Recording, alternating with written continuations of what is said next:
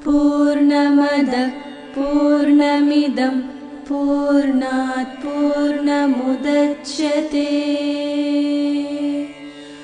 पूर्णस्य पूर्णमादाय पूर्णमेवावशिष्यते।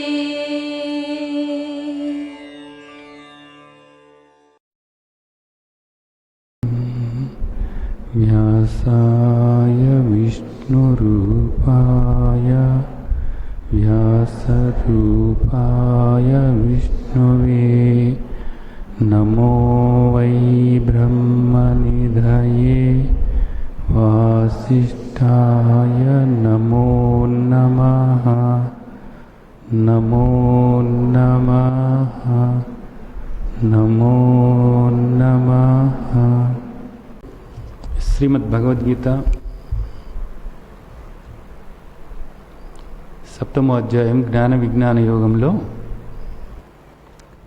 కిందసారి మనం 12వ శ్లోకం దాకా మాట్లాడుకున్నాం కదా. ఈ సాత్విక రజసిక తమసిక భావాలు ఏవైతే ఉన్నాయో ఈ భావాలు అన్నీ కూడా నా నుండే వస్తున్నాయి కానీ అవి నాలో లేవు, అలాగే నేను వాటిలోనూ లేను అనేది మనకు చెప్తున్నారు. దీనికి మనం ఒక మంచి ఉదాహరణ చెప్పుకున్నాము.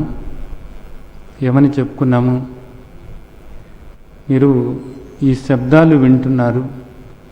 ఈ శబ్దాలు వింటున్నప్పుడు నిజానికి ఒక స్పీకరు ఏదైతే ఉందో ఈ స్పీకర్లో నుంచి ఈ శబ్దాలు వస్తున్నాయి.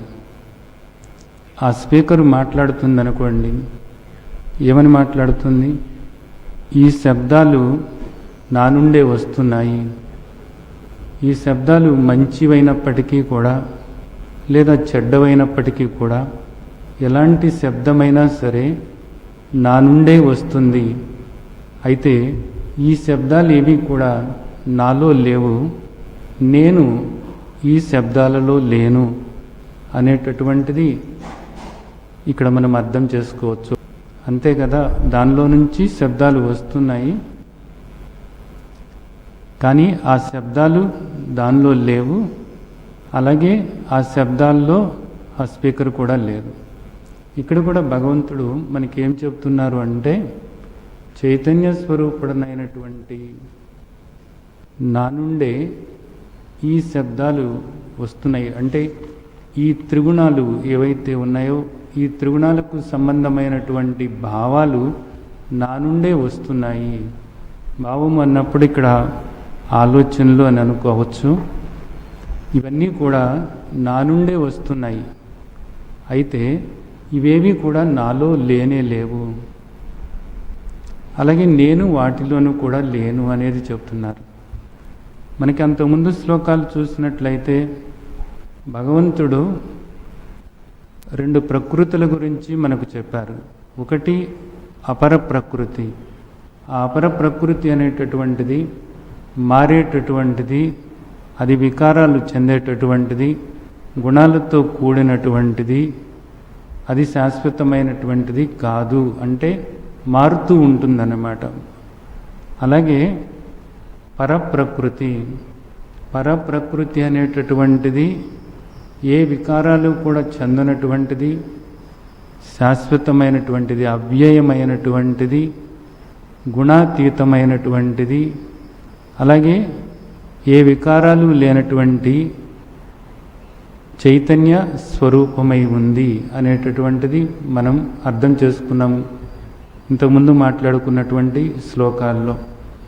పరప్రకృతి చైతన్యము, అలాగే నిర్గుణము, నిర్వికారము, అనంతము, శాశ్వతము, సత్యము అయి ఉందన్నమాట. అపర ప్రకృతి అది గుణాలతో కూడి ఉన్నటువంటిది, అలాగే అశాశ్వతమైనటువంటిది, మిథ్య అయినటువంటిది. ఈ అపర ప్రకృతి పరప్రకృతి మీద ఆధారపడి ఉంది కాబట్టి అపర ప్రకృతికి స్వతహాగా తనకంటూ అస్తిత్వం అన్నది లేదు కాబట్టి పరప్రకృతి మీద ఆధారపడి ఉంది కాబట్టి మిథ్య అనబడుతుంది. కానీ పరప్రకృతి అయిన చైతన్యము ఏదైతే ఉందో ఆ చైతన్యము ఇంకొక దాని మీద ఆధారపడేటటువంటిది కానే కాదు, స్వతహాగా తన పాటికి తాను ఉండటం అనేది జరుగుతుంది. కాబట్టి ఎప్పుడు ఉండేటటువంటి శాశ్వతమైనటువంటి ఈ చైతన్యాన్ని సత్యము అని మనం అర్థం చేసుకున్నాము.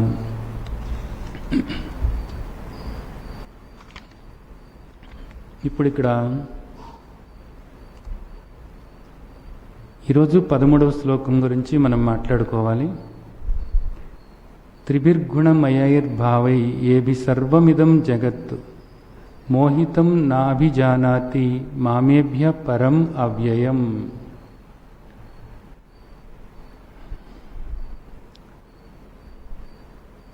ఇక్కడ ఈ శ్లోకం మనం మాట్లాడుకోవటానికి ముందు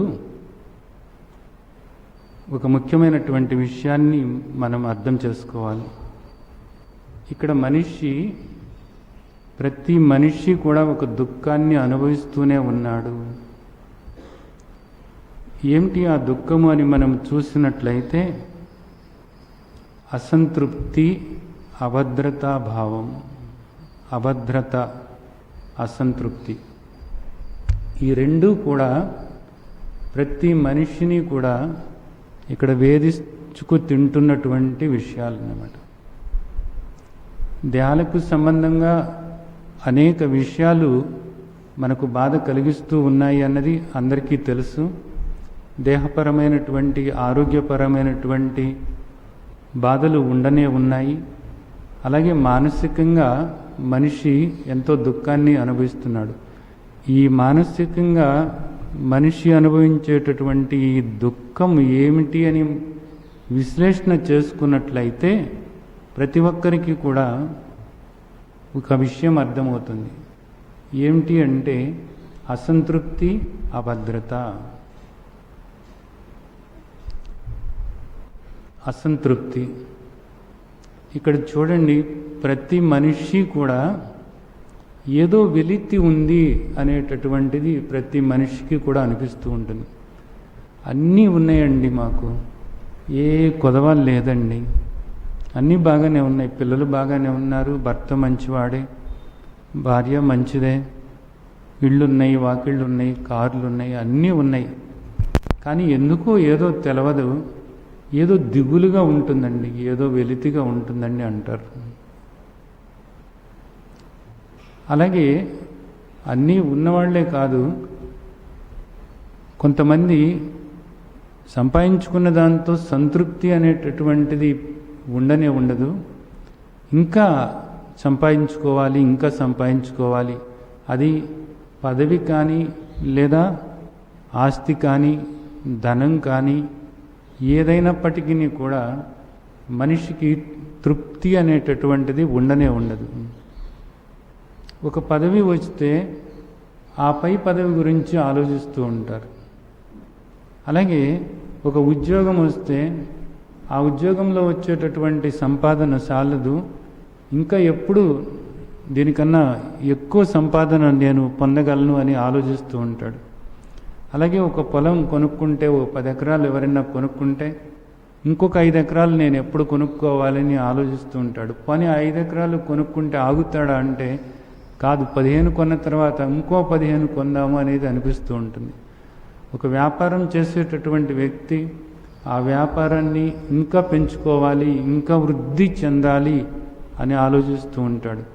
అది డబ్బుల విషయంలో కానివ్వండి, నగల విషయంలో కానివ్వండి, మీకు ప్రతి విషయంలోనూ కూడా మనిషిని ఈ అసంతృప్తి అనేటటువంటిది పీడించుకు తింటూనే ఉంటుంది అనేది మీరు మీ జీవితాలని చూస్తే ఇక్కడ ప్రతి ఒక్కరూ కూడా దీన్ని అవగాహన చేసుకోవచ్చు. అన్నీ బాగానే ఉన్నాయి అని ఒక్కసారి అనిపించినప్పటికీ కూడా ఏదో దిగులుగా ఉంటుంది, ఏదో గుబులుగా ఉంటుంది, ఇంకేదో చెయ్యాలనిపిస్తుంది అని లోపల నుంచి ఆ విధమైనటువంటి భావం ఒకటి మనకు కలుగుతూనే ఉంటుంది. ఇదేంటి, ఇదంతా కూడా ఏంటి? ఏమిటి అసంతృప్తి? ఏమిటి? ఏదో వెలితుంది మనిషికి తెలవకుండా. ఒక వెలితి అనేటటువంటిది ఏదో ఒకటి ఉంది. ఆ వెలితి పూడ్చుకోవటానికి మనిషి ఈ విధంగా పరిపరి విధాలుగా ప్రయత్నిస్తూ ఉంటున్నాడు అన్నమాట. ఆ వెలితి వల్ల అసంతృప్తి కలుగుతుంది. ఆ అసంతృప్తి వల్ల ఇంకా పోగేసుకుంటే ఇంకా పోగేసుకుంటే ఇంకా పోగేసుకుంటే బాగుంటుందేమో, సంతృప్తి కలుగుతుందేమో అని అనుకుంటూ ఉంటాడు. కానీ ఎప్పటికీ కూడా సంతృప్తి పడడు ఎవరు కూడాను. ఎందుకు అంటే ఇక్కడ కారణం చెప్తున్నారు. అలాగే ఇంకొక విషయం ఏమిటంటే అభద్రత. భద్రత లేదు. సేఫ్టీ అంటారు కదా, సెక్యూరిటీ, సేఫ్టీ అంటారు కదా. ఇదొకటి మనిషిని ఎప్పుడు కూడా బాధించు తినేటటువంటి విషయమే అన్నమాట. సరే, ఏదో ఒకటి సంపాదించుకున్నాడే అనుకోండి, ఆ సంపాదించుకున్నది పోతుందేమో అనేటటువంటిది భయం. మనకి ఏదో సంతోషాన్ని ఇచ్చింది, కాస్త సంతృప్తినిచ్చింది అని అనుకుంటే, ఆ సంతృప్తి ఇచ్చినటువంటిది ఏదైతే ఉందో ఆ వస్తువు కానీ, ఆ సంపద కానీ, ఆ వ్యక్తి కానీ, ఆ వ్యక్తులు కానీ ఇవన్నీ కూడా దూరం అవుతారేమో అనేటటువంటిది మళ్ళా బెంగ అన్నమాట. అలాగే ఈ దేహానికి ఏమొస్తుందో, ఈ దేహం ఎప్పుడు పోతుందో అనేటటువంటి భయం అన్నది ఎప్పుడు ఉండనే ఉంటుందన్నమాట. ఈ మృత్యు భయం అన్నది ప్రతి ఒక్కరికి ఉండనే ఉంటుంది. తాను ఎప్పుడు చనిపోతాడో తెలియదు, అలాగే తన వాళ్ళు ఎప్పుడు చనిపోతారో తెలియదు. కాబట్టి ఇదొక భయం అన్నది ప్రతి మనిషిని కూడా వెన్నాడుతూనే ఉంటుందన్నమాట. ఈరోజు మన వాళ్ళు ఎవరైనా బయటకు వెళితే చాలామంది చెప్తారు, వాళ్ళు ఎప్పుడు వస్తారో అని భయంగా ఉందండి అంటారు. ప్రతి విషయానికి కూడా మనిషి భయపడుతూ ఉంటాడు. ఎందుకు? అభద్రత భావన అన్నమాట. భద్రత అనేటటువంటిది లేదు పూర్తిగా అన్నమాట. ఈ భద్రత లేకపోవటం వల్లను, అలాగే సంతృప్తి లేకపోవటం వల్లను ఏమవుతుందంటే మనిషి ఎప్పుడు కూడా అశాంతికి లోనవుతూనే ఉంటాడు. ఒక అలజడి, అశాంతి, బాధ, భయం, దుఃఖం, అసహనం, అసంతృప్తి ఇవన్నీ కూడా మనిషిని పట్టి పీడిస్తూ ఉన్నాయి అన్నమాట. ఇది ప్రతి ఒక్కరిలోనూ కూడా ఉంటుందన్నమాట. ఎవరు కూడా దీనికి అతీతులు కానే కారు. ఎందుకోసం అంటే, ఇలా జరుగుతున్నది ఎందుకోసం అంటే, ఎప్పుడు వెలితి లేకుండా ఉంటుంది? పూర్ణత్వము అంటారు. పూర్ణత్వములో వెలితి అనేటటువంటిది ఉండదు. పూర్ణత్వము ఏదైతే ఉందో ఆ పూర్ణత్వంలో, లేదా అనంతము ఏదైతే ఉందో ఆ అనంతంలో వెలితి అన్నది ఉండనే ఉండదు. వెలితి లేనప్పుడు అక్కడ అసంతృప్తి అనేటటువంటిది ఉండనే ఉండదు. అసంతృప్తి లేనప్పుడు ఇంకా అలజడి కానీ, ఆందోళన కానీ, అశాంతి కానీ ఉండనే ఉండవు అన్నది మనం అర్థం చేసుకోవచ్చు. అలాగే అభద్రత అనేటటువంటిది ఏమిటిది? అనిత్యము అన్నది ఏదైతే ఉందో ఈ అనిత్యం వల్ల అభద్రతా భావన అన్నది వస్తుందన్నమాట. ఇక్కడ మనం చూసేటటువంటివి ప్రతిదీ కూడా అనిత్యమైనటువంటివే, మారేటటువంటివే. దేహాల దగ్గర నుంచి మన చుట్టూతో ఉన్నటువంటిది ప్రతిదీ కూడా మారుతూ మారుతూ మారుతూ మారుతూ ఉంటుందన్నమాట. పరిస్థితులు మారుతూ ఉంటాయి, వ్యక్తులు మారుతూ ఉంటారు, దేహాలు మారుతూ ఉంటాయి, సంబంధాలు మారుతూ ఉంటాయి, ప్రతిదీ మారుతూ ఉంటుంది. ఇలాగ మారుతూ మారుతూ ఉండటం వల్ల ఏమవుతుంది అంటే మనిషికి ఇది ఎప్పుడు మారుతుందో అనేటటువంటిది భయం అన్నమాట. అంటే ఇప్పుడు దీనికి కారణాలు ఏమిటి? ఈ రెండు కూడా ముఖ్యమైన కారణాలు ఏమిటి? పూర్ణత్వము ఉన్నప్పుడు మాత్రమే అసంతృప్తి అన్నది ఉండదు. అలాగే నిత్యమైనప్పుడు మాత్రమే మనకు అభద్రతా భావన అనేటటువంటిది పోయి భద్రంగా మనం ఉండగలుగుతాము, శాంతిగా ఉండగలుగుతాము. ఇప్పుడు మనకి ఏమి లోపం వచ్చిందంటే ముఖ్యంగా ఈ రెండిటి లోపము వచ్చింది. ఏ లోపం వచ్చింది? పూర్ణత్వము అనేటటువంటిది ఏదైతే ఉందో దాన్ని మనం పట్టుకోలేకపోతున్నాము. పూర్ణస్వరూపము అనేటటువంటిది ఏదైతే ఉందో అది మనం తెలుసుకోలేకపోతున్నాము. అలాగే ఇక్కడ మనం వ్యవహరించేటటువంటి ప్రతిదీ కూడా మన ముందున్నటువంటిది ప్రతిదీ కూడా అనిత్యమైనటువంటిదే కానీ నిత్యమైనటువంటిది ఏదైతే ఉందో దాన్ని మనం పట్టుకోలేకపోతున్నాము.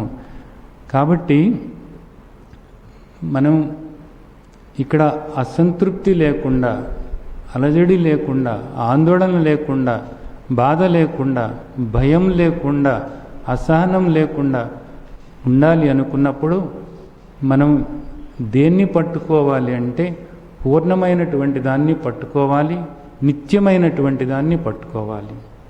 ఇప్పుడు మనం దేన్ని పట్టుకున్నాము అంటే అపూర్ణమైనటువంటి దాన్ని పట్టుకున్నాము, అలాగే అనిత్యమైనటువంటి దాన్ని పట్టుకున్నాము. దీనివల్ల మనిషి దుఃఖపడుతున్నాడు. ఇది మనకు శాస్త్రం చెప్తున్నటువంటి విషయం. మనిషి ఏం చెప్తాడు? నా దుఃఖానికి కారణం ఆ కారణము ఈ కారణం అని అనేక కారణాలు చెప్తూ ఉంటాడన్నమాట. కానీ మనకు శాస్త్రం ఏం చెబుతుంది, భగవంతుడు ఏం చెప్తున్నారంటే నీ దుఃఖానికి కారణము అవి కాదు, అవన్నీ ఎప్పుడు ఉంటాయి. నీవు దేన్ని పట్టుకున్నావో చూడు. దేన్ని పట్టుకున్నావు? అసంపూర్ణమైన దాన్ని పట్టుకుంటున్నావు కాబట్టి అక్కడ నీకు వెళుతుంది, బాధపడుతున్నావు. అలాగే అనిత్యమైనటువంటి దాన్ని పట్టుకుంటున్నావు, అది పోతుంది కాబట్టి పోతుందో ఎప్పుడు పోతుందో అని చెప్పేసి మళ్ళీ బాధపడుతున్నావు. ఈ రెండే నిన్ను వేధించుకు తింటున్నాయి అనేటటువంటిది మనకు స్పష్టంగా మహర్షులు చెప్తున్నారు. మనకి ఇక్కడ భగవంతుడు చెప్తున్నటువంటి విషయం అదే చెప్తున్నారు. చూడండి ఇక్కడ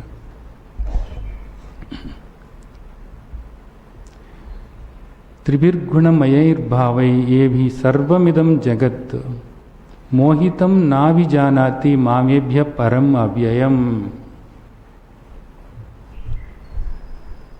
త్రిభిర్గుణమయైర్భావై ఏభి సర్వమిదం జగత్. ఈ జగత్తు అంతా కూడా ఇక్కడ నువ్వు చూసేటటువంటి పంచభూతాత్మకమైనటువంటి ఈ జగత్తు, అలాగే నీ ముందున్నటువంటి ఈ విషయాలన్నీ కూడా ఎలాంటివి అంటే 3 గుణాలతో కూడినటువంటివి. నీ ఆలోచనల దగ్గర నుంచి, నీ దేహం దగ్గర నుంచి నువ్వు చూసేటటువంటిది ప్రతిదీ కూడా ఇవి 3 గుణాలతో కూడినటువంటిది. ఏమిటి ఈ 3 గుణాలతో కూడినటువంటిది? ఏమిటి అంటే అపర ప్రకృతి. ఇదంతా కూడా అపర ప్రకృతి ఉంది. సర్వమిదం జగత్తు, ఈ జగత్తు మొత్తం అంతా కూడా ఈ 3 గుణాలతో కూడి ఉన్నది. ఏమిటి ఈ 3 గుణాలతో కూడి ఉండటం వల్ల మనకు నష్టం ఏమిటంటే ఇది మారుతూ ఉంటుంది, ఇది అశాశ్వతమైనటువంటిది, అశాశ్వతమై ఉంది, మారుతూ ఉంది, ఇది అపూర్ణమై ఉంది, పూర్ణం కాదు, ఇది అనంతం కాదు, ఇది అంతం అయ్యేటటువంటిది అన్నమాట. ఇక్కడ చూడండి, మన ముందున్నటువంటి పదార్థాలన్నీ కూడా పూర్ణమైనటువంటివి కాదు. మనం చూసేటటువంటివన్నీ కూడా అపూర్ణమైనటువంటివి. మనం చూసేటటువంటివి ప్రతిదీ కూడా మారేటటువంటివి, అనిత్యమైనటువంటిది. మన ఆలోచనల దగ్గర నుంచి, మన దేహం దగ్గర నుంచి, మన చుట్టూతో ఉన్నటువంటి అనేక దేహాల దగ్గర నుంచి ప్రతిదీ కూడా అనిత్యమైనటువంటిది, అపూర్ణమైనటువంటిదే. ఇవన్నీ కూడా గుణాలతో కూడినటువంటివే, సత్వ రజో తమో గుణాలతో కూడినటువంటివే. ఇవన్నీ కూడా అపర ప్రకృతి అనేటటువంటిది మనకు మన తండ్రి క్రిందటి శ్లోకాల్లో మనకు చెప్పారు. ఇప్పుడు ఆయన ఏమంటున్నారంటే మోహితం నా విజానాతి మామేభ్య పరం అవ్యయం అంటున్నారన్నమాట. ఇక్కడ మనిషి ఏం చేస్తున్నాడు అంటే దీని మోహంలో పడిపోతున్నాడట. దేని మోహంలో పడిపోతున్నాడు? ఈ గుణాలతో కూడినటువంటి ఈ జగత్తు ఏదైతే ఉందో, ఈ విషయాలు ఏవైతే ఉన్నాయో వాటి మోహంలో పడిపోతున్నారట. ఏమున్నాయి ఇక్కడ మనం చూసినట్లయితే శబ్ద స్పర్శ రూప రసగంధాలు, ఈ 5. ఈ శబ్ద స్పర్శ రూప రసగంధాలు ఇవి మారుతూ మారుతూ మారుతూ ఉంటాయన్నమాట. ఒక శబ్దం ఉందనుకోండి, అది నిజానికి మారుతూ అనిత్యమైనటువంటిది. స్పర్శ అనిత్యమైనటువంటిది. నువ్వు చూసేటటువంటిది ఏదైనా సరే రూపం కానీ ఇవన్నీ కూడా మారుతూ మారుతూ మారుతూ ఉండేటటువంటిదే. ఇది అనిత్యమైనటువంటిదే. ఇదంతా కూడా త్రిగుణాత్మకమైనటువంటిదే. ఇదంతా కూడా ఏమంటున్నారు అంటే మాయా అంటున్నారు. ఇదంతా కూడా అపర ప్రకృతి, ఇది మాయా అంటున్నారు. ఎక్కడి నుండి వచ్చింది ఈ మాయ అంటే ఆయన నుండి వచ్చినటువంటిది. కింద శ్లోకంలో చెప్పారు కదా, ఈ గుణాలన్నీ కూడా నా నుండే వచ్చినాయి. ఈ గుణాలన్నీ కూడా నా నుండే వచ్చినాయి, కానీ నాలో లేవు, నేను వాటిలో లేను. అలాగే ఈ అపర ప్రకృతి అంతా కూడా నా నుండే వచ్చింది, నేను వాటిలో లేను, అవి నాలోనూ లేవు. నా నుండి వచ్చినాయి కానీ నాలో లేవు. నేనెప్పుడూ కూడా ఈ గుణాలకు అతీతంగానే ఉన్నాను. బాగా గుర్తుంచుకోండి, నేను ఎప్పుడూ కూడా ఈ గుణాలకు అతీతంగానే ఉన్నాను. అలాగే నేనెప్పుడూ కూడా మారేవాణ్ణి కానే కాదు. నేనెప్పుడు మారేవాణ్ణి కానే కాదు. ఇక్కడ అదే చెప్తున్నారన్నమాట. వీటికి నేను పరం అవ్యయం, నేను వీటికి వేరై ఉన్నాను. ఈ గుణాలకు, ఈ మారే వాటికి, ఈ అనిత్యమైన వాటికి, ఈ అపర ప్రకృతికి వేరైనటువంటి వాడిని నేను. ఎవరు? పరప్రకృతి, చైతన్యము. అంటే ఇప్పుడు భగవంతుడు ఇక్కడ ఈ శ్లోకంలో ఏమని చెప్తున్నారు మనకు? నేను నీకు గోచరమయ్యేవాడిని కాదు అని చెప్తున్నారన్నమాట. ఇక్కడ నేను గోచరమయ్యేటటువంటి వాడిని కాదు. నీకు గోచరమయ్యేటటువంటిది అంతా కూడా వ్యయమయ్యేటటువంటిదే, అంటే మారేటటువంటిదే, పోయేటటువంటిదే, అనిత్యమైనటువంటిదే. ఇక్కడ నీకు కనపడేదంతా కూడా, ఇదంతా కూడా మాయ అనబడుతుంది. ఇదంతా కూడా గుణాత్మకమైనటువంటిది. ఇదంతా కూడా నీకు దుఃఖాన్ని కలిగిస్తున్నటువంటిది. నీకు ఇప్పుడు దుఃఖాన్ని కలిగించేటటువంటిది ఏదనుకుంటున్నావు? ఈ అపర ప్రకృతి. నీకు దుఃఖాన్ని కలిగించేది ఏంటి అంటే ఈ అపర ప్రకృతి. ఈ గుణాలతో కూడినటువంటి ఈ అపర ప్రకృతి ఏదైతే ఉందో అదే నీకు దుఃఖాన్ని కలిగిస్తుంది. మోహితం నాభిజానాతి మామేభ్య పరం అవ్యయం. దీనికి నేను పరం, వేరుగా ఉన్నాను.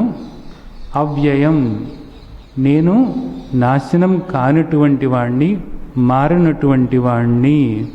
అయితే మారినటువంటి శాశ్వతమైనటువంటి ఈ గుణాలకు వేరుగా ఉన్నటువంటి నన్ను నీవు తెలుసుకోలేకపోతున్నావు. ఎందుకు తెలుసుకోలేకపోతున్నావో తెలుసా? మోహంలో పడిపోతున్నావు. దేని పట్ల మోహంలో పడిపోతున్నావు? ఈ పాంచభౌతికమైనటువంటి ఈ విషయాలు ఏవైతే ఉన్నాయో వీటి తన్మాత్రలైనటువంటి శబ్ద, స్పర్శ, రూప, రసగంధాల యొక్క మోహంలో పడిపోతున్నావు. అవన్నీ నేమో మారేటటువంటివి. ఆ మారేటటువంటి వాటి వల్ల నీకేమవుతుంది? దుఃఖం కలుగుతుంది, అభద్రతా భావన కలుగుతుంది, అసంతృప్తి కలుగుతుంది. దానివల్ల నీవెప్పుడు కూడా దుఃఖపడుతూ ఇంకేదో నేను పొందాలి, ఇంకేదో నేను పొందాలి, ఇంకేదో నేను చేయాలి, ఇంకేదో అసంతృప్తిగా ఉంది అనేటటువంటి దాంతో ఇవన్నీ చేసుకుంటూ వెళుతున్నావు. నువ్వు ఇలాగే ప్రయాణం చేసుకుంటూ వెళ్ళినట్లయితే నీకెప్పుడు కూడా ఈ దుఃఖం అనేది తప్పనే తప్పదు అనేటటువంటిది ఇక్కడ ఆయన స్పష్టంగా చెబుతున్నటువంటి విషయం అన్నమాట. ఆయన అప్రమేయమై ఉన్నారు. భగవంతుడు చైతన్య స్వరూపుడైనటువంటి భగవంతుడు అప్రమేయము అంటే ఏ ప్రమాణానికి కూడా ఆయన అందేటటువంటి వాడు కానే కాదు. నీకున్నటువంటి పంచ జ్ఞానేంద్రియాలు ఏవైతే ఉన్నాయో ఆ పంచ జ్ఞానేంద్రియాలతో నువ్వు తెలుసుకోలేవు. అంటే నువ్వు చూసేటటువంటి వాడు భగవంతుడు కాదు. ఆయన యొక్క యథార్థమైనటువంటి తత్వం అది కానే కాదు. అది ఆయన యొక్క మాయా, ఆయన యొక్క అపర ప్రకృతి. అది గుణాలతో కూడినటువంటిది. అది నీకు దుఃఖాన్ని కలిగించేటటువంటిది, మరల జన్మలకు కారణమయ్యేటటువంటిది. నీవు దాన్ని పట్టుకుంటున్నావు. దాన్ని పట్టుకోవటం వల్లనే నీకు దుఃఖం అన్నది కలుగుతుంది. అప్రమేయుడై ఉన్నాడు ఆయన. వీటికి ఈ పంచ జ్ఞానేంద్రియాలకు అందేటటువంటి వాడు కానే కాదు భగవంతుడు. ఇది అర్థం చేసుకోవలసినటువంటి విషయం. సరే, బాగానే ఉంది, పంచ జ్ఞానేంద్రియాలకు అందడు అంటే మరి ఇప్పుడు ఆయన్ని ఎలాగ పట్టుకోవటం అంటే స్వప్రకాశము, అప్రమేయో స్వప్రకాశ, స్వయంగా ఉన్నట్లుగా తెలుస్తుంది. దానికి వీటితో అవసరమే లేదు. ఈ పంచ జ్ఞానేంద్రియాలతో కానీ ఈ మనస్సుతో కానీ అవసరం లేకుండానే ఉన్నాను అనేటటువంటిది తెలుస్తూనే ఉంటుంది. ఎక్కడ ఉన్నాడు ఈయన? అందరిలోనూ కూడా ఉన్నాడు. ఏ విధంగా ఉన్నాడు? ఉన్నాను అనేటటువంటి ఆ స్ఫురణ ఏదైతే ఉందో, ఆ చైతన్యము ఏదైతే ఉందో అదే భగవంతుడు అనేటటువంటిది మనకు చెప్తున్నారు ఇక్కడ. ఇప్పుడు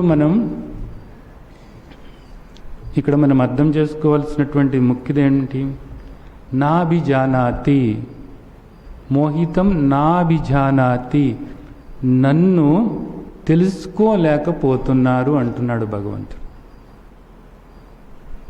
మనమేమనుకుంటున్నాం? నాకు భగవంతుడి గురించి బాగా తెలుసు అనుకుంటున్నాం. భగవంతుడి గురించి మనకెందుకు తెలియదు? రోజు మనం భగవంతుడిని ప్రార్థిస్తూనే ఉన్నాం, పూజిస్తూనే ఉన్నాం, గుళ్ళకది వెళుతున్నాం, తీర్థయాత్రలకు వెళుతూ ఉన్నాం, ఇవన్నీ కూడా చేస్తూనే ఉన్నాము. నాకు భగవంతుడి గురించి బాగా తెలుసు, ఆయన కథల గురించి తెలుసు అని అనుకుంటున్నాం అన్నమాట. కథల గురించి తెలుసు, కానీ కథల్లో ఉన్నటువంటి పరమార్థము ఏదైతే ఉందో, ఆ లోతైనటువంటి ఏది తెలుసుకోవాలో దాన్ని మనం తెలుసుకోలేకపోతున్నాం. అది ఇక్కడ ఆయన బయటపడుతున్నారు. ఇదిగో ఇది తెలుసుకో. ఏది తెలుసుకోవాలి?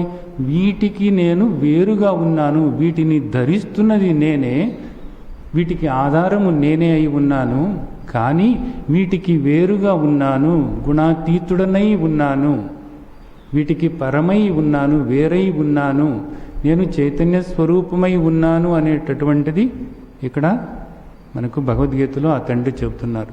ఇది అర్థం చేసుకోవాల్సినటువంటి విషయం. మరి ఎందుకు ఇవన్నీ కూడా మనం చేస్తున్నాము అంటే, అక్కడ మొదలుపెట్టి మనలో ఉన్నటువంటి మాలిన్యాన్ని పోగొట్టుకుని మనం ఏ భగవంతుడినైతే మనం ఆరాధిస్తున్నామో ఆ భగవంతుని యొక్క సద్గుణాలు ఏవైతే ఉన్నాయో ఆ సద్గుణాలను మనం పట్టుకొని ఆ సద్గుణాలను మనం పెంపొందించుకొని మనలో ఉన్న మాలిన్యాన్ని పోగొట్టుకుంటే అప్పుడు ఈ సద్గుణాలకు అతీతమైనటువంటి గుణాతీతుడైనటువంటి యథార్థమైనటువంటి శాశ్వతమైనటువంటి భగవతత్వాన్ని నువ్వు తెలుసుకోగలుగుతావు. అందుకని ఆయన ఏమంటున్నారంటే నా అభిజానాతి. ఇట్లా అయితే వీటిని పట్టుకునే ఉంటే నువ్వు నా అభిజానాతి, నన్ను నువ్వు తెలుసుకోలేవు, భగవంతుడిని నువ్వు తెలుసుకోలేవు. ఈ గుణాలతో కూడినటువంటి వాటిని నువ్వు పట్టుకుని ఉంటే భగవంతుడిని నువ్వు తెలుసుకోలేవు అనేటటువంటిది ఇక్కడ మనకు ఈ శ్లోకంలో స్పష్టంగా చెప్తున్నటువంటి మాట. మరి ఏం చేయాలి? తర్వాత శ్లోకంలో ఆయనే చెప్తున్నారు. దైవీ హేషా గుణమయీ మమ మాయా దురత్యయ మామేవ ఏ ప్రపద్యంతే మాయామేతాం తరంతితే. దైవీ హేషా గుణమయీ. ఈ గుణాలన్నీ కూడా ఈ గుణాత్మకమైనటువంటి నువ్వు చూసేటటువంటి ఈ అపర ప్రకృతి అంతా కూడా ఏమనుకుంటున్నావు? ఎవరిదనుకుంటున్నావు? ఇదంతా కూడా నా మాయా, మమ మాయా. ఇదంతా కూడా నా మాయాశక్తి. మాయా అంటే దాని అర్థం ఏమిటంటే దీనికి అస్తిత్వం ఏమీ లేదు, నా మీద ఆధారపడి ఇదంతా కూడా బ్రతుకుతున్నది. ఎలాంటిదంటే ఒక చిన్న ఉదాహరణ నేను మీకు చెప్తాను. నాతో పాటు నా నీడ కూడా ఉంటుంది. నా నీడను పట్టుకుంటే నన్నే పట్టుకున్నాము అనుకుని నా నీడను పట్టుకున్నట్లయితే ఆ నీడ ఏమిటి? మారుతూ ఉంటుంది. ఒక్కోసారి ముళ్ళ మీద పడుతూ ఉంటుంది, ఒక్కోసారి నీళ్ళ మీద పడుతూ ఉంటుంది, ఒక్కోసారి అశుద్ధం మీద పడుతూ ఉంటుంది, ఒక్కోసారి బురద గుంటలో పడుతూ ఉంటుంది. అలాగే ఆ నీడని ఎవరో ఒకళ్ళు తొక్కుతూ ఉంటారు, ఆ నీడ మీద నుంచి కార్లు వెళ్తూ ఉంటాయి. ఆ నీడ ఒక్కోసారి పొట్టిగా ఉంటుంది, ఒక్కోసారి ఏమో పొడుగ్గా ఉంటుంది, మారుతూ ఉంటుంది. నీవు ఇప్పుడు ఆ నీడను పట్టుకుంటే నీకెంత దుఃఖం వస్తుంది? నన్ను పట్టుకోవాలనుకుని నా నీడను పట్టుకుంటే ఏమవుతుంది? అది దానివల్ల నీకేం ప్రయోజనం కలుగుతుంది? నన్ను పట్టుకున్నట్లు కాదు, మరి నా నీడను పట్టుకుంటున్నావు. ఆ నీడ నీకెప్పుడు కూడా దుఃఖాన్ని కలిగిస్తూనే ఉంటుంది. అది మారుతూ ఉంటుంది కాబట్టి, అది అశాశ్వతం కాబట్టి, అది ఒక్కొక్కసారి ఉండను కూడా ఉండదు, నీకు కనపడను కూడా కనపడదు కాబట్టి ఇప్పుడు నువ్వేం చేయాలి? నీడకు అతీతమైనటువంటి వేరైనటువంటి నన్ను పట్టుకోవాలి అనేది ఇక్కడ ఈ ఉదాహరణలో మీరు ఎలా అయితే అర్థం చేసుకుంటారో భగవంతుడు కూడా ఇక్కడ అదే చెబుతున్నారనమాట. ఇదంతా కూడా నా ప్రకృతి, అది కానీ ఇది మారేటటువంటిది, ఇది నీకు దుఃఖాన్ని కలిగిస్తుంది. ఆయనే చెబుతున్నారు చక్కగా, నన్ను పట్టుకో. మామేవయే ప్రపద్యంతే మాయామేతం తరంతితే. ఈ మాయలో కూరుకుపోయి ఈ త్రిగుణాత్మకమైనటువంటి ఈ విషయాల్లోనే కూరుకుపోయి నన్నేదో పట్టుకున్నాను అనుకుంటూ నువ్వు ఆనందపడుతూ ఉన్నంత వరకు కూడా నీకు దుఃఖం అన్నది తప్పదు. యథార్థమైనటువంటి నన్ను పట్టుకున్నప్పుడే ప్రపద్యంతే. ప్రపత్తి అంటే ఏంటి? భక్తి. ప్రపత్తి శరణాగతి, శరణాగతులం అవ్వాలి. ఇక్కడ ప్రపత్యంతే అన్న మాట మాట్లాడారు. శరణాగతి అంటాం మనం, సర్వస్య శరణాగతి అంటాం. ప్రపత్తి అన్న మాట మాట్లాడతాం, భక్తి అన్న మాట మాట్లాడతాం. అవన్నీ కూడా ఇక్కడ దేనికి వర్తిస్తాయి అంటే పరా, వీటికి వేరుగా ఉన్నటువంటి యథార్థమైనటువంటి శాశ్వతమైనటువంటి భగవంతుణ్ణి నువ్వు తెలుసుకొని ఆయన్ని పట్టుకోవాలి అనేటటువంటిది ఇక్కడ మనకు ఈ శ్లోకంలో చెప్తున్నారు. అప్పుడు మాత్రమే నీవు ఈ మాయ నుండి బయటపడగలవు. ఈ మాయలో ఉన్నంత వరకు కూడా ఈ శబ్దస్పర్శ రూపరసగంధాలను పట్టుకుని వాటిలోనే నేనేదో పొందాను అనేటటువంటి ఒక భ్రమలో నువ్వు ఉన్నంత వరకు కూడా నీకు దుఃఖం అన్నది తప్పదు. ఎందుకు? అది అనిత్యమైనటువంటిది, అపూర్ణమైనటువంటిది. ఆ అపూర్ణమైనటువంటి అనిత్యమైనటువంటి వాటిని పట్టుకుంటే ఆ మాయలోనే నువ్వు కొట్టుమిట్టాడుతూ ఉంటే మరలా రేపు నీకు అనేక జన్మలు వస్తాయి. ఈ జనన మరణ చక్రంలో పడి నలుగుతూ ఈ దుఃఖం అనుభవిస్తూ కొన్ని జన్మలు నువ్వు ఇలాగే అనుభవించాల్సి ఉంటుంది. దీని నుంచి నువ్వు బయటపడాలి అనుకున్నప్పుడు ఈ మాయకు ఆవల ఉన్నటువంటి, ఈ గుణాలకు వేరుగా ఉన్నటువంటి, గుణాతీతుడనైనటువంటి, చైతన్య స్వరూపుడనైనటువంటి, సచ్చిదానంద స్వరూపుడనైనటువంటి నన్ను పట్టుకో అని చెప్తున్నారు అన్నమాట.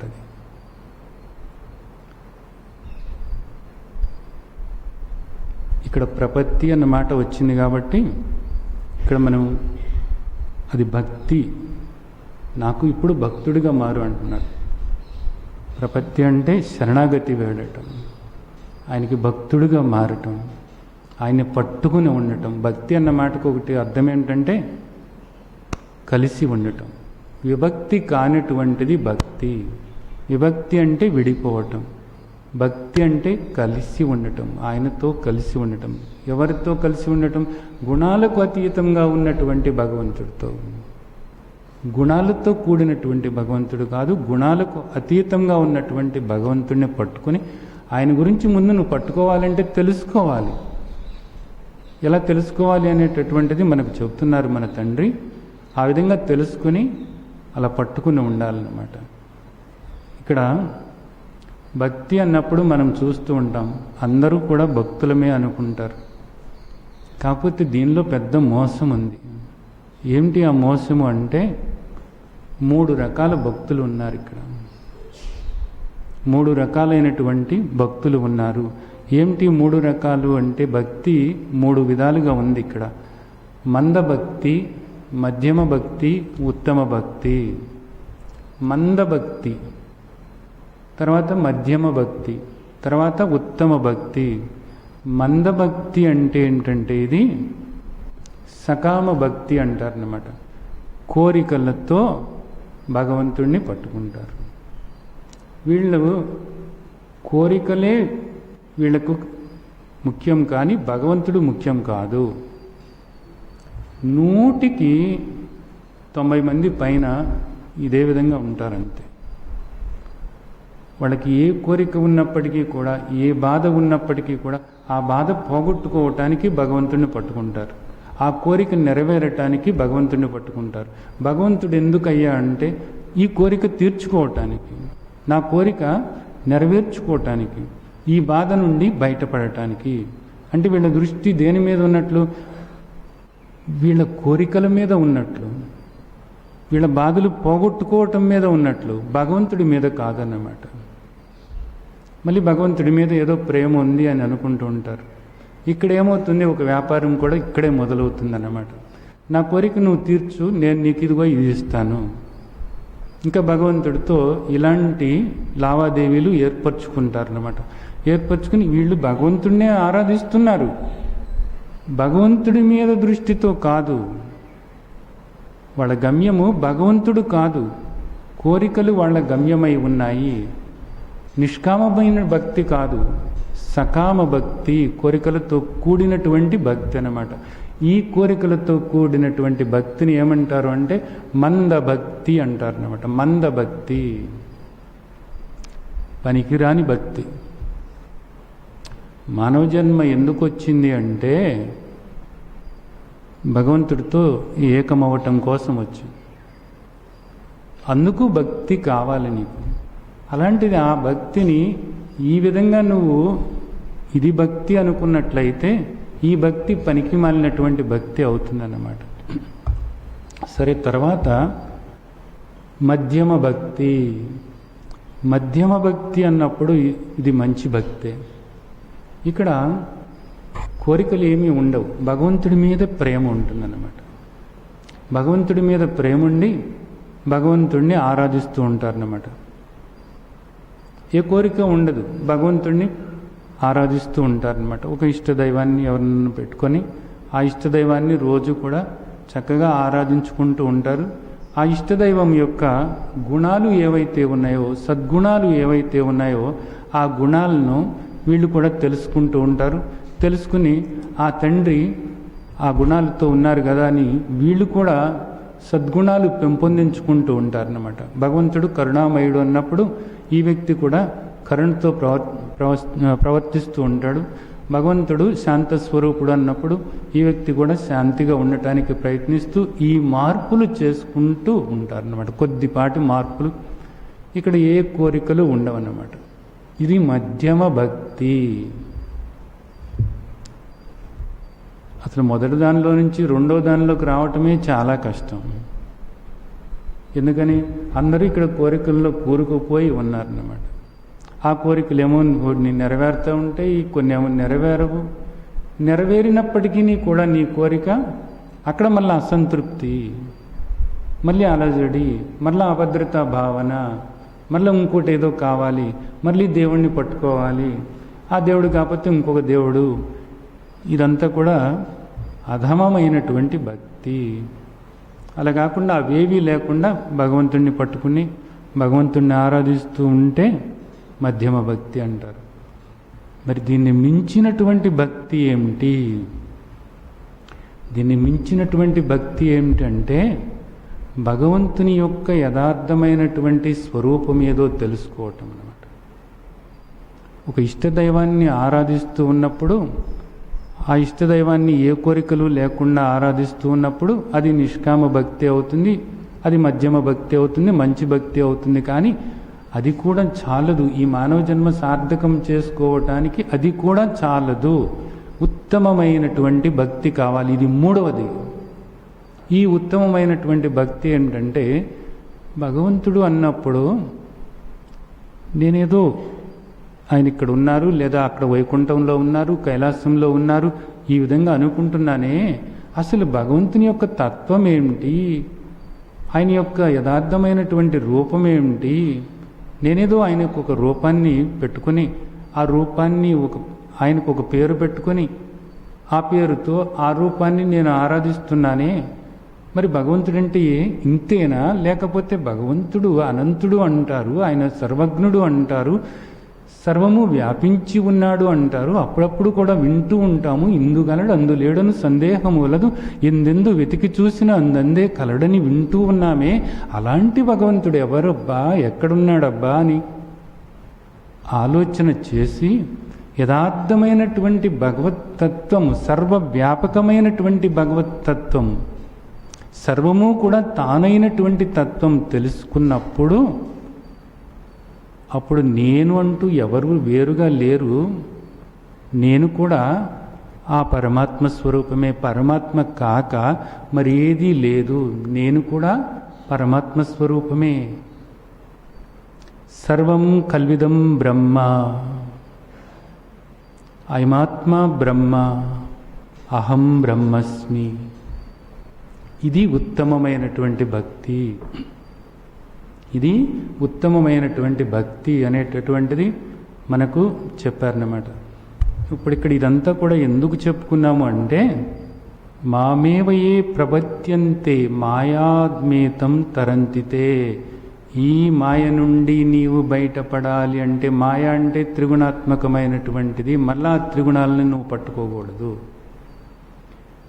దీనికి అతీతంగా ఉన్నటువంటి యథార్థమైనటువంటి తత్వం ఏదైతే ఉందో, చైతన్యము ఏదైతే ఉందో, ఆ చైతన్యం గురించి, భగవంతుని యొక్క యథార్థమైనటువంటి స్వరూపం గురించి నీవు తెలుసుకొని అది పట్టుకోవాలి.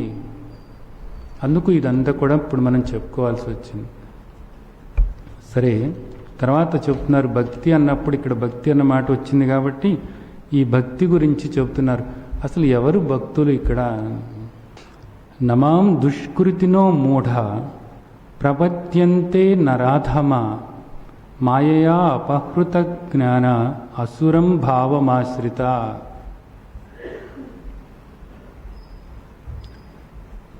భగవంతుడు కూడా ఇక్కడ తిడుతున్నారు మనల్ని. నమాం దుష్కృతినో మూఢ ప్రపద్యంతే నరాధమ మాయయా అపహృత జ్ఞాన అసురం భావమాశ్రిత. దుష్కృతినో అన్నారు. దుష్కృతినో అంటే ఇదేంటి? సుకృతినో అనేటటువంటిది తర్వాత శ్లోకంలో ఒక మాట మనకి ఆయన చెప్తున్నారు. సుకృతినో, ఇక్కడ దుష్కృతినో అన్నారన్నమాట. అంటే దానికి పూర్తిగా భిన్నమైనటువంటిది. సుకృతము అన్నమాట మీకు పరిచయమే. పూర్వజన్మ సుకృతము అంటారు. ఏంటి పూర్వజన్మ సుకృతము అంటే ఏమిటి? పూర్వజన్మలో నేనేదో పుణ్యం చేసుకున్నాను, ఆ పూర్వజన్మ సుకృతము వల్ల ఇదిగో నేను ఈ పని చేయగలుగుతున్నాను, దైవాన్ని పట్టుకోగలిగాను, దైవసేవ చేసుకోగలుగుతున్నాను, యథార్థమైనటువంటి దైవతత్వం తెలుసుకోగలుగుతున్నాను, భగవంతుడు చెప్పినటువంటి భగవద్గీత ఏదైతే ఉందో దాన్ని ఆచరణలో పెట్టుకోగలుగుతున్నాను. ఎందుకు ఇదంతా చేయగలుగుతున్నావు? సుకృతము. పూర్వజన్మలో నువ్వు చేసుకున్నటువంటి పుణ్యం ఏదైతే ఉందో ఆ పుణ్యం వల్ల నువ్వు చేసుకుంటున్నావు. దీనికి కూడా చాలినంత పుణ్యం ఉండాలి. అంతంత మాత్రం పుణ్యం కాదు, చాలినంత పుణ్యం ఉన్నప్పుడు మాత్రమే ఇది సాధ్యమవుతుంది. మనకి భగవత్పాదులు వారు చెప్తారన్నమాట. ఏమని చెప్తారు? మనుష్యత్వం, ముముక్షత్వం, మహాపురుష సంశయం, దుర్లభం త్రయేత్. ఈ మూడు కూడా చాలా కష్టమట. దుర్లభం, వీటిని పొందటం అనేటటువంటిది అతి కష్టము. ఏమిటి అతి కష్టము? ఏవి? మనుష్యత్వం, మనిషిగా నువ్వు పుట్టడం అన్నది చాలా కష్టం. ఎందుకని? 84 లక్షల జీవరాశిలో నీకు మానవ జన్మ రావాలంటే ఎంత కష్టము. 84 లక్షల చీటీలు, అది రాశి, జీవరాశి. పోనీ 84 లక్షల చీటీలు వేసి ఆ చీటీల్లో మనిషి అని ఒక పేరు రాస్తే ఆ చీటీ నీకు రావాలి అంటే ఎంత కష్టమో అంతకన్నా కూడా కష్టమే. మరి ఎందుకు వచ్చింది నీకు ఈ మానవ జన్మ? ఎందుకు వచ్చింది అంటే సుకృతం. పూర్వజన్మలో నువ్వేదో పుణ్యం చేసుకున్నావు కాబట్టి నీకు మానవ జన్మ వచ్చింది. అంతకంటే గొప్పది ఏంటంటే ఈ భరత భూమిలో నువ్వు పుట్టావు. ఈ భరత భూమిలో నువ్వు పుట్టావు. భరతవర్షే, భరతఖండే అంటారు. ఈ భరతఖండంలో పుట్టినటువంటి వాళ్లకు గొప్ప అదృష్టం ఏంటంటే భగవంతుడి గురించి తెలుసుకోవటానికి వీళ్లకు అవకాశం ఉంది. మిగిలిన వాళ్లకు ఆ అవకాశం లేదన్నమాట. భగవంతుడిని తెలుసుకోవటానికి, భగవంతుడితో ఏకమవ్వటానికి ఏ యజ్ఞ యాగాది క్రతువులు చేయాలో, ఏ సాధనలు చేయాలో ఆ సాధనలన్నీ కూడా చేసి ఆయన చెప్పినటువంటి ధర్మాలను ఆచరించటం కోసమే ఈ భరతఖండంలో జన్మ తీసుకోవటం. అంటే అందుకోసం ఆ తండ్రి మనకు ఇక్కడ జన్మ ప్రసాదించారు. ఇక్కడ జన్మ తీసుకున్నప్పుడు దాని అర్థం ఏమిటంటే మోక్షము అనేటటువంటి దాని గురించి నువ్వు తెలుసుకోవటానికి వీలవుతుంది. ఇక్కడ నువ్వు పుట్టావు కాబట్టి. అంటే మొదటిది మనుష్యత్వం, రెండవది ముముక్షత్వం. మోక్షం పొందాలి అనేటటువంటిది, మోక్షం పొందటమే ఈ జన్మ యొక్క సార్థకత అనేది నువ్వు తెలుసుకోవటానికి వీలవుతుంది.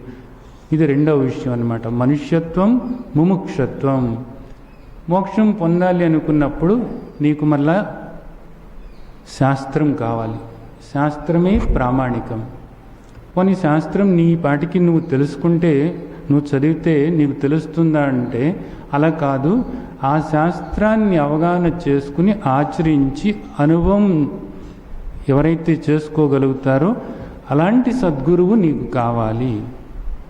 అలాంటి సద్గురువుని పొందటం అనేటటువంటిది మహాపురుష సంశ్రయ, మూడవ విషయం అన్నమాట. ఈ మూడు దొరకటం అంటే అది దుర్లభము అని భగవత్పాదులు వారు చెబుతూ ఉంటారన్నమాట. ఇక్కడ ఇదే విషయాన్ని మనకి మన తండ్రి చెప్తున్నారనమాట. ఏమని చెప్తున్నారు? నమాం దుష్కృతినో మూఢా.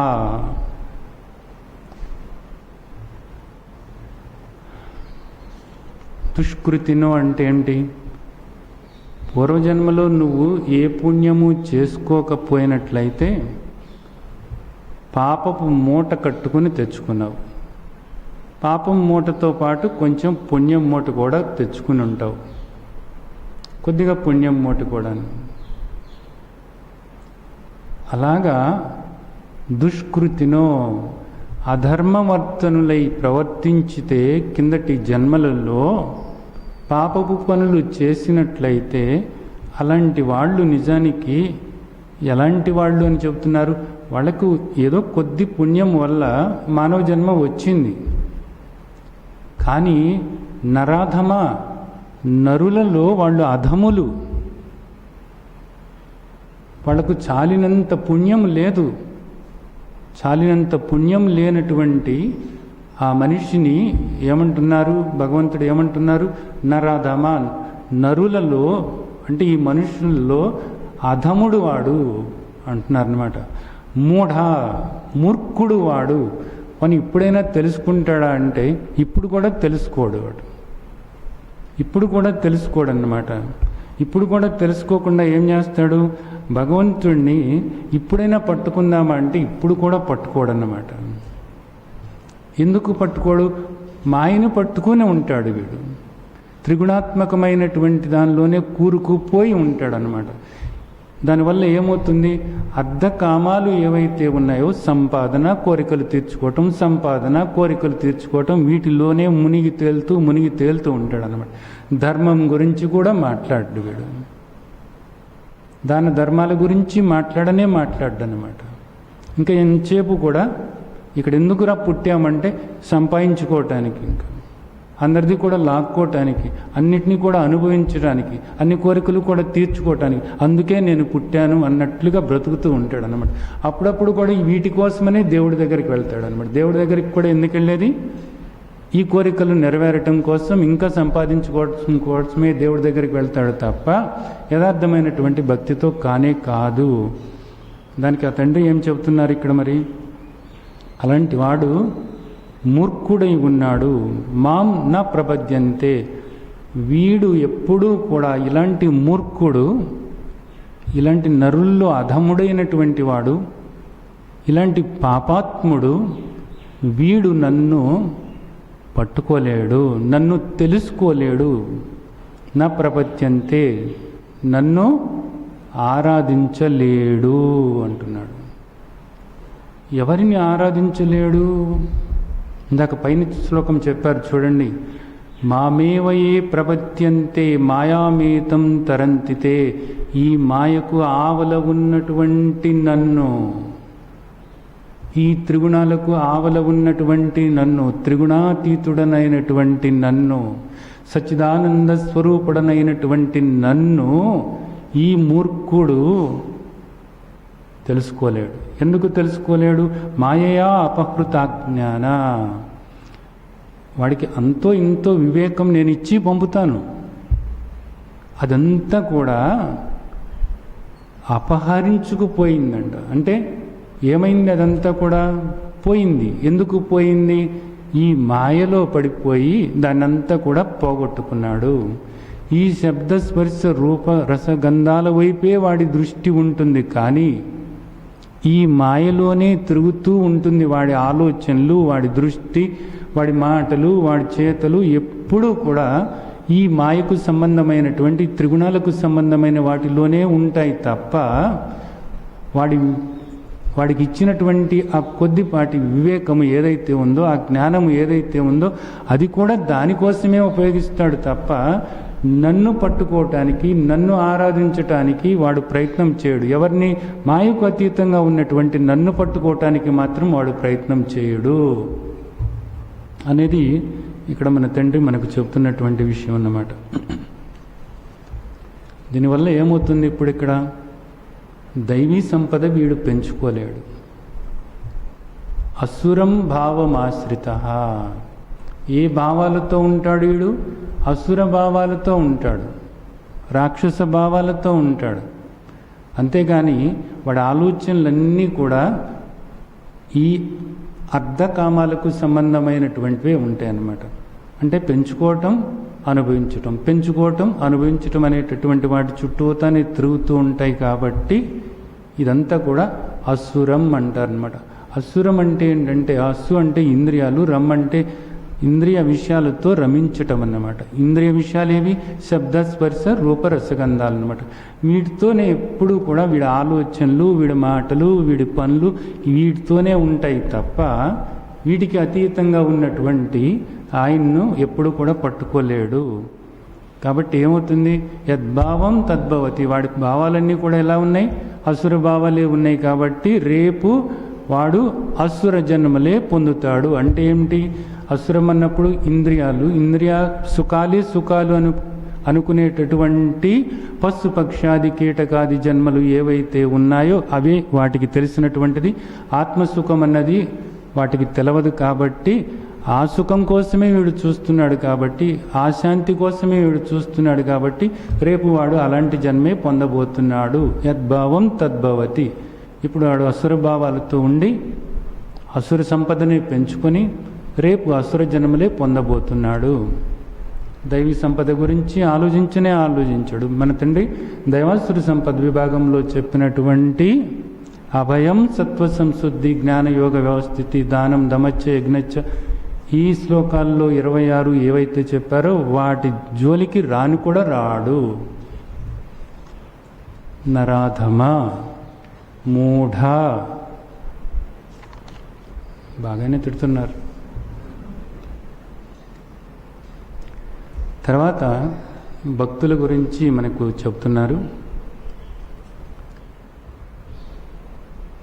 చతుర్విధ భజంతే మాం జన సుకృతినో అర్జున ఆర్తో జిజ్ఞాసురర్ధార్థి జ్ఞానీ చ భరతర్షభ. చతుర్విధ భజంతే మాం జన సుకృతినో అర్జున ఆర్తో జిజ్ఞాసురర్ధార్థి జ్ఞానీ చ భరతర్షభ. ఇక్కడ సుకృతినో అన్నారన్నమాట. అంటే పుణ్యాత్ములు ఉంటారు కాస్త. ఈ పుణ్యాత్ములు భగవంతుణ్ణి ఏ విధంగా ఆరాధిస్తారట? 4 విధాలుగా ఆరాధిస్తారు. భగవంతుణ్ణి ఆరాధించాలి అంటే అసలు పుణ్యం ఉండాలి రమ్మ. సుకృతినో, సుకృతం ఉండాలి. ఆ సుకృతం ఉంది కాబట్టే మనం ఇక్కడ పుట్టాము, గుర్తుంచుకోండి.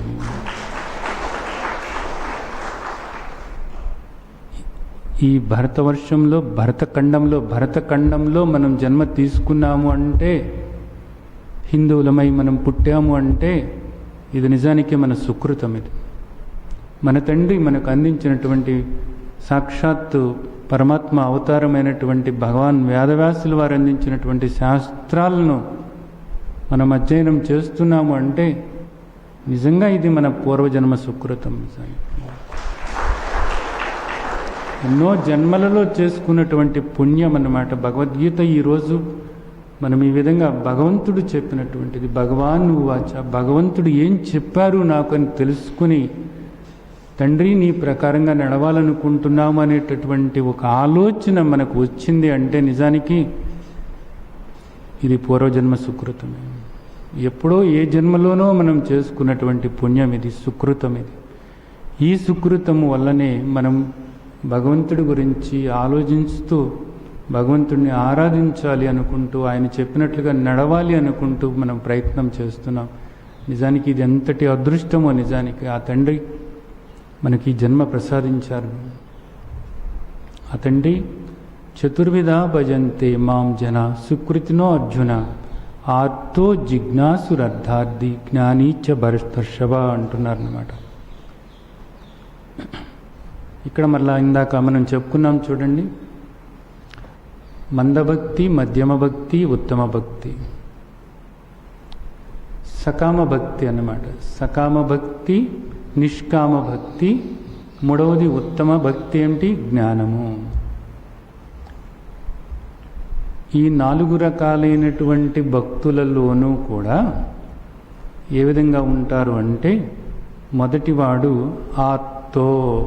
ఆర్తితో ఉంటాడట. వీడికి భగవంతుడు అంటే నమ్మకం ఉంటుంది, భగవంతుడిని ఆరాధిస్తాడు. అయితే ఎప్పుడు గుర్తొస్తాడు వీడికంటే బాధలు కలిగినప్పుడు గుర్తొస్తాడు అన్నమాట. భయం వేసినప్పుడు భగవంతుడు గుర్తొస్తాడు, బాధ కలిగినప్పుడు గుర్తొస్తాడు, జబ్బులు వచ్చినప్పుడు గుర్తొస్తాడు, తన వాళ్ళకి ఏదన్నా అయిపోతుందేమో అన్నప్పుడు గుర్తొస్తాడనమాట. అలాంటప్పుడు గుర్తొస్తాడనమాట. ఏమిటి ఇవన్నీ కూడా? పోవాలి పోవాలి పోవాలి. ఇప్పుడు ఏదో జబ్బు వచ్చిందనుకోండి, ఈ జబ్బు పోవాలి. మన వాళ్ళకి ఏదో జబ్బు వచ్చిందనుకోండి, ఆ జబ్బు పోవాలి. ఇలా పోవాలి అనేటటువంటి ఆర్తితో అన్నమాట, బాధతో అన్నమాట.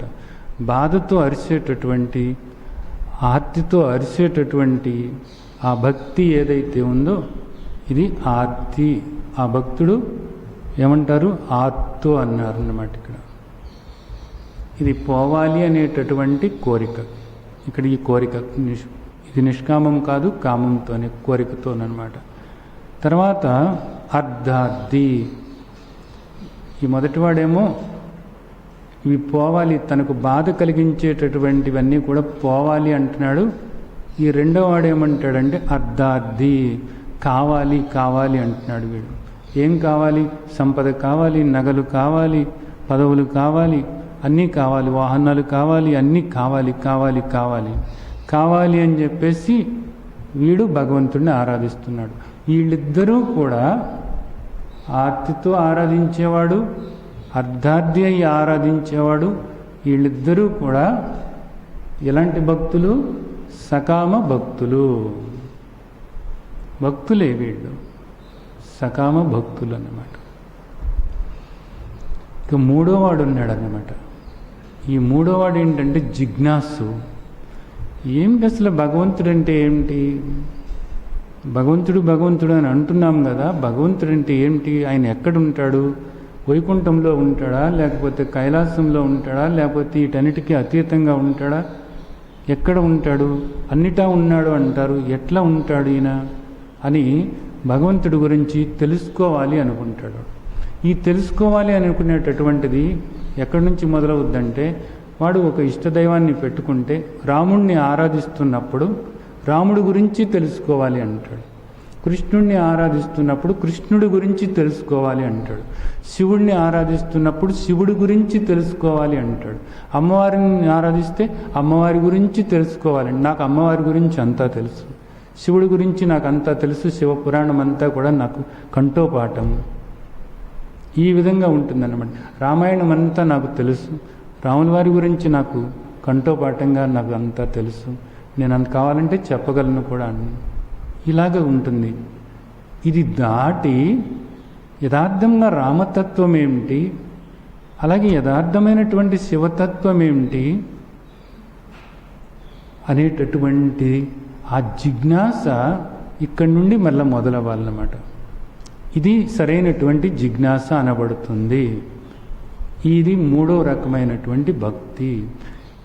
ఈ మూడో రకమైనటువంటి భక్తి, ఈ జిజ్ఞాస ఏదైతే ఉందో ఇది ఉత్తమమైనటువంటి భక్తిలోకి తీసుకువెడుతుంది.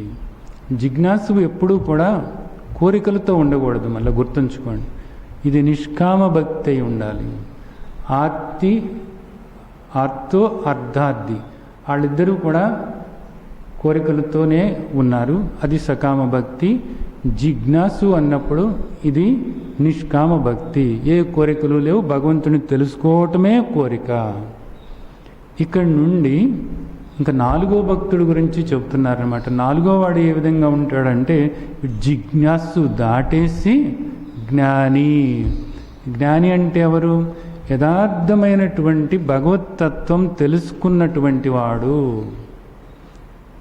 యథార్థమైనటువంటి పరమాత్మ సచ్చిదానంద స్వరూపుడు అని తెలుసుకొని కేవలము సచ్చిత్ ఆనందము తప్ప మరేదీ కూడా లేదు, మరేదీ కూడా లేదు. సర్వం కల్విదం బ్రహ్మ, సర్వం కల్విదం బ్రహ్మ, అయమాత్మ బ్రహ్మ, అహం బ్రహ్మస్మి. పరమాత్మకు నేను వేరుగా ఏమీ లేను, అందరూ కూడా పరమాత్మ స్వరూపమే, అన్నీ కూడా పరమాత్మ స్వరూపమే, ఆయన కన్నా భిన్నంగా మరి ఇది కూడా లేనే లేదు. మనకు శ్రీమద్ భగవద్గీతలో ఆ తండ్రి చెప్పారు కదా, మత్త పరతరం నాన్యత్ కించిదస్తి ధనంజయ మై సర్వమిదం ప్రోతం సూత్రేమణిగణాయవ. నాకన్నా కించిత్ కూడా వేరైనటువంటిది ఏది కూడా లేనే లేదు అని ఆయన చెప్పినటువంటిది ఏదైతే ఉందో దాన్ని తెలుసుకున్నటువంటి వాడు, ఆ దృష్టి ఏర్పరచుకొని ఉండేటటువంటి వాడు, వీడు నాలుగో వాడు అన్నమాట, జ్ఞాని అనబడుతున్నాడు. ఇలా 4 రకాలైనటువంటి భక్తి గురించి మనకు ఆ తండ్రి ఇక్కడ చెప్పారన్నమాట. ఇది ఇంకో రకంగా మనం తీసుకున్నట్లయితే ఇది మెట్లుగా కూడా మనం ఆలోచించుకోవచ్చు అన్నమాట. ముందు బాధలు, ఏదో బాధ వచ్చింది, బాధ వచ్చినప్పుడు భగవంతుడిని తెలుసుకోరా అంటారు. మనకి పురాణ కథల్లో కూడా వాటిల్లో ఉంటాయన్నమాట. గజేంద్ర మోక్షము వీటిల్లో అంతే కదా. అప్పుడు దాకా తనే పోరాడుతూ ఉన్నాడు, ఇంకా లాభం లేదనుకుని అప్పుడు తండ్రి ఎక్కడున్నావు అని ప్రార్థించారు. అలాగే ద్రౌపదిని చూసినట్లయితే ఇంకా చివరికి ఏం చేయలేకపోయిందో అప్పుడు తండ్రి ఎక్కడున్నావు అని ప్రార్థించిందనమాట. వీళ్ళంతా ఆర్తితో భగవంతుడిని ప్రార్థించినటువంటి భక్తులు మనకి అక్కడక్కడ చాలామంది ఉంటారన్నమాట. అలా మొదలైనప్పుడు ఏం రావాలి? ఒక కృతజ్ఞత భావన రావాలి. తండ్రి నిజంగా నీవు నన్ను రక్షించావు అనేటటువంటి భావన రావాలి. ఆపై నా బాగోగులన్నీ కూడా నువ్వే నా తండ్రి చూసేది అని ఆ భావన వచ్చినప్పుడు దాంతోపాటుగా తండ్రి ఇదిగో నాకు ఈ కోరిక ఉన్న తండ్రి, ఈ కోరిక కాస్త నెరవేర్చు తండ్రి అని ఆ ఆర్తి నుంచి అర్ధార్థి. అలాగే ఒక్కొక్కసారి భగవంతుడు కోరిక తీరుస్తున్నట్లే ఉంటాడు, ఒక్కొక్కసారి తీర్చడు. ఏమిట్రా ఒక్కొక్కసారి నా తండ్రి, మరి నేను అంత కష్టాల్లో ఉన్నప్పుడు నన్ను ఆదుకున్నాడే నా తండ్రి, ఆర్తితో తండ్రి అని నేను పిలిచినప్పుడు ఆయన గవాలన నాకు ఏది కావాలో అది చేసి పెట్టాడే, ఆ దుఃఖం నుండి నన్ను బయటపడవేశాడే. అలాగే నేను ఒక్కొక్కసారి తండ్రి నాకు ఇదిగో ఇది కావాలి తండ్రి అని నేను ఒక కోరిక కోరితే ఆ కోరిక నెరవేర్చారే, మరి ఎందుకు ఒక్కొక్కసారి నెరవేర్చటం లేదు అని ఆలోచించినట్లయితే అప్పుడు శాస్త్రం ఏం చెబుతుంది? అది ప్రారబ్ధము అనేటటువంటిది శాస్త్రం ద్వారా తెలుసుకోవటానికి అవకాశం ఉంటుంది. ఓహో ఇది శాస్త్రం. అయితే ఇప్పుడు భగవంతుడెవరు? అప్పుడు మూడో మెట్టు ఏది? జిజ్ఞాస. అట్లా మూడో మెట్టు మీదకి వెళ్ళి ఆ జిజ్ఞాసతో భగవంతుని యొక్క యథార్థమైనటువంటి తత్వాన్ని తెలుసుకున్నట్లయితే నాలుగో మెట్టుతో జ్ఞానిగా మారగలుగుతాడు. అలా కూడా ఇక్కడ మనం ఈ శ్లోకాన్ని చెప్పుకోవచ్చు. మన తండ్రి ఆ విధంగా మనకి ఇక్కడ ఏం చెప్తున్నారు అంటే, మీ నడక ఆర్తితో మొదలై ఉండవచ్చు, అర్ధార్థిగా మొదలై ఉండవచ్చు, సకామంగానే మొదలై ఉండవచ్చు. కానీ ఇప్పటికైనా కళ్ళు తెరిచి ఆ సకామ భక్తి అనేటటువంటి దాన్ని వదిలిపెట్టి ఆ గుణాలతో కూడినటువంటివి ఏవైతే ఉన్నాయో, శబ్ద స్పర్శ రూపరసగంధాలకు సంబంధమైనటువంటి ఆ కోరికలు ఏవైతే ఉన్నాయో వాటిని వదిలిపెట్టి నిష్కామ భక్తులుగా మారండి. నిష్కామ భక్తులుగా మారి జిజ్ఞాసులుగా మారి అక్కడి నుండి జ్ఞానులుగా మారి స్థితప్రజ్ఞులుగా మారి ముక్తావస్థలో ఉన్న మాధుర్యాన్ని ఆస్వాదించండి అనేది మనకు మన తండ్రి ఇక్కడ చెప్తున్నారు. మీరందరూ కూడా ఆ విధంగా ఆ తండ్రి చెప్పినట్లుగా నడుచుకుని జీవన్ముక్తావస్థలో ఉన్నటువంటి ఆ మాధుర్యాన్ని ఆస్వాదించాలని ఆశిస్తూ ఆ విధంగా మిమ్మల్ని ఆశీర్వదిస్తున్నాను. జై సచ్చిదానంద్.